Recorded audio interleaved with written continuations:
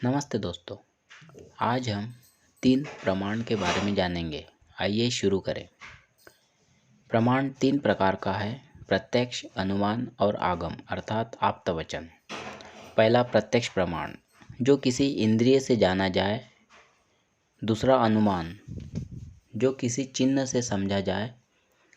और तीसरा आप्तवचन, किसी आप्त का उपदेश। आप्त उसे कहते हैं जिसने पदार्थ को साक्षात किया हो और सत्य वक्ता हो।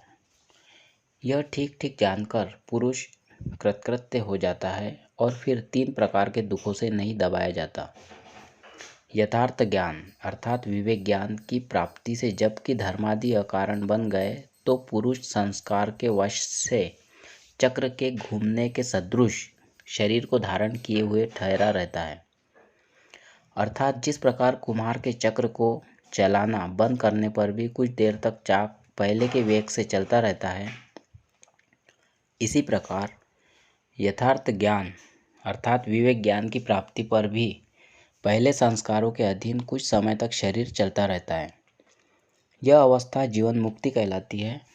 शरीर के छूट जाने पर और चरितार्थ होने से प्रधान की निवृत्ति होने पर एकांतिक अर्थात अवश्य होने वाले और आत्यंतिक अर्थात सदा रहने वाले कैवल्य को प्राप्त होता है। अर्थात परमात्मा स्वरूप में पूर्णतया अवस्थित हो जाता है, जिसको सांख्य में बतलाए हुए 25 तत्वों का सम्यक ज्ञान हो गया है। वह चाहे किसी आश्रम में स्थित हो, चाहे गृहस्थ में ही हो, चाहे संन्यास में, वह अवश्य मुक्त हो जाता है। इसमें कोई भी संशय नहीं है।